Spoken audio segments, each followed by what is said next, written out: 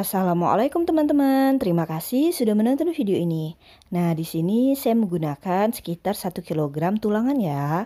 Tapi di sini kita pilih tulang iga agar nanti isinya lebih banyak. Nah, selain tulangan juga ada tetelan atau juga ada lemak serta ada sedikit sisa dagingnya. Oke, ini kita akan cuci bersih dulu ya teman-teman. Sekarang kita akan proses pemasakan. Saya gunakan air kurang lebih 1 liter. Kemudian airnya ini kita biarkan dulu ya teman-teman sampai benar-benar mendidih.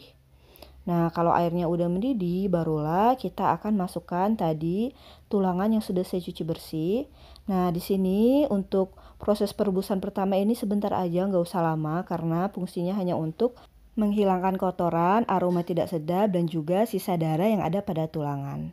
Nah, kalau airnya udah mulai keruh seperti ini atau udah mulai kecoklatan, daging atau tulangan yang kita rebus boleh kita angkat ya teman-teman. Jadi jangan terlalu lama, karena kalau kita merebusnya terlalu lama, khawatir kaldu yang terkandung dalam tulang ataupun daging itu bisa keluar. Akibatnya daging atau tulangan jadi nggak terlalu gurih. Nah, sisa air ini boleh kita buang ya teman-teman. Sekarang kita akan membuat bumbunya. Saya gunakan sekitar 12-15 siung bawang merah. Kemudian 7-8 siung bawang putih. Ini ada jahe sekitar 2 cm. Dan jangan lupa tambahkan pala setengah buah. Dan ini ada merica atau lada sekitar setengah sendok teh. Nah, semua bahan ini akan saya haluskan ya. Saya gunakan blender untuk menghaluskannya. Nah, bumbunya udah halus, sekarang kita akan lanjut ke proses memasak. Tonton video ini sampai habis ya. Sekarang kita gunakan minyak goreng secukupnya aja. Kemudian kita biarkan sampai panas. Nah, kalau minyak gorengnya udah panas, kita masukin tadi bumbu yang udah kita halusin. Ini kita tumis dulu sampai aromanya benar-benar harum dan bumbunya kering ya teman-teman. Tapi sebelum bumbunya benar-benar matang, kita akan tambahkan beberapa bumbu atau rempah. Yang pertama kayu manis 2 batang, kemudian ada cengkeh 4 buah, serta ada kembang peka atau bunga lawang 2 buah, dan ini ada kapulaga sebanyak 4 buah. Nah, ini kita tumis kembali agar aromanya semakin harum. Nah, di sini kalau misalnya bumbunya belum benar-benar kering dan matang, kecoklatan, kita bisa tambahin lagi minyak. Nah, ini kita tumis benar-benar bumbunya sampai aromanya benar-benar harum ya teman-teman, dan warna bumbunya mulai kecoklatan. Oke, jika udah kecoklat seperti ini udah cukup, bumbunya udah matang, langsung kita angkat ya. Sekarang kita akan lanjut menambahkan air ke dalam panci. Gunakan panci yang besar. Di sini saya gunakan air kurang lebih 2 liter. Kemudian kita masukin tadi bumbu yang udah kita tumis matang atau aromanya udah harum. Nah, kita masukin semuanya. Di sini api kompornya udah boleh kita hidupin ya. Oke, ini kita aduk dulu, kita ratakan agar bumbunya benar-benar larut ke dalam air. Nah, selanjutnya kita akan tambahkan penyedap rasa. Saya tambahkan kaldu sapi sebanyak kurang lebih 1 sendok makan dulu. Kemudian saya juga tambahkan kaldu ayam sekitar setengah sendok makan. Kita aduk kembali. Nanti akan kita rasa ya teman-teman. Nah, ini kita rasa dulu gimana rasanya. Ini masih agak tawar, kita tambahin lagi kaldu sapinya 1 sendok makan. Untuk rasa nanti teman-teman bisa sesuai dengan selera ya, karena ini airnya lumayan banyak kita gunakan.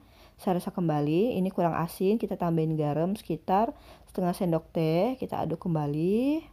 Intinya untuk nanti rasa gurih, asin itu teman-teman sesuai dengan selera. Nah, ini rasanya udah lumayan enak, kita biarkan dulu sampai mendidih airnya. Sambil menunggu airnya mendidih, kita siapkan beberapa bahan tambahan. Di sini saya gunakan 1 buah wortel. Nah, untuk wortel ini kita potong kecil-kecil atau kita potong dadu seperti ini ya. Kemudian saya juga gunakan kentang sebanyak 1 buah. Ini kurang lebih kalau ditimbang beratnya 300 sampai 400 gram ya teman-teman. Sama kentangnya juga kita potong persegi 4 atau kotak-kotak, dan selanjutnya tidak lupa kita gunakan daun seledri atau di sini namanya daun sop. Ini sekitar 10 sampai 20 gram ya teman-teman. Nah, selain daun seledri atau daun sop, kamu juga bisa menggunakan daun bawang. Ini kita potong kecil-kecil aja daun seledrinya. Selanjutnya tidak lupa agar makin segar, saya gunakan tomat. Nah, untuk tomatnya pilih tomat yang warna merah ya teman-teman atau tomat yang ranum agar nanti rasanya lebih segar dan tampilannya lebih cantik. Nah, untuk tomat ini kita potong memanjang seperti ini agar nanti dia lebih dominan tampak dan juga cantik. Oke, untuk bahan tambahan sudah selesai, kita sisihkan, kita kembali ke tadi. Air rebusnya udah mendidih, barulah kita masukin tulangan yang udah kita rebus atau udah kita cuci bersih.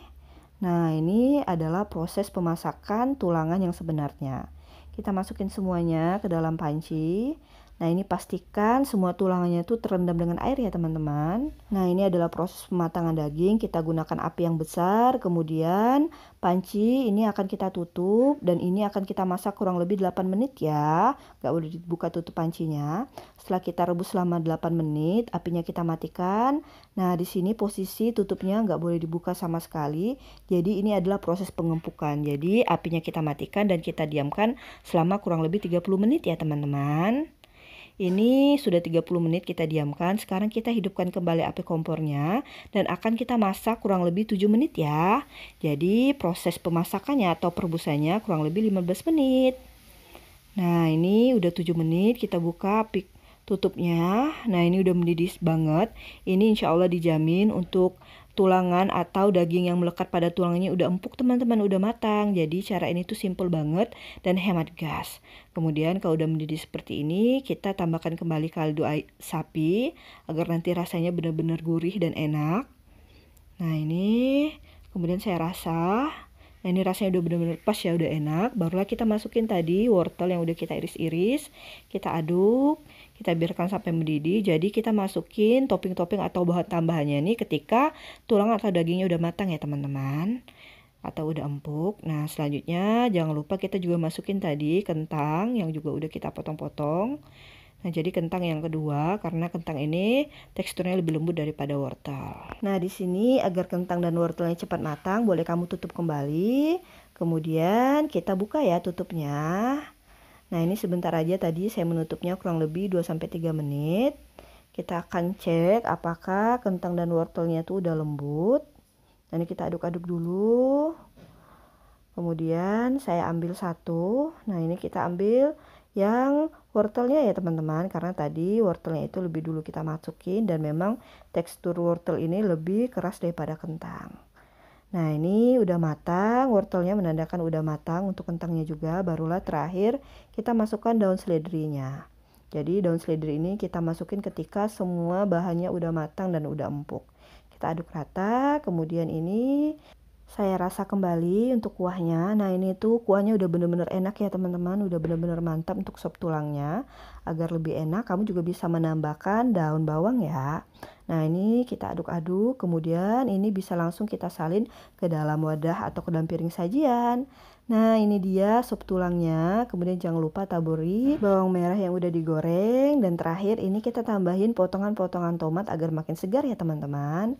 Ini dia hasilnya sop tulang yang enak banget. Kuahnya gurih, dagingnya empuk, matang sempurna. Cara masaknya juga sangat simpel dan cepat ya teman-teman.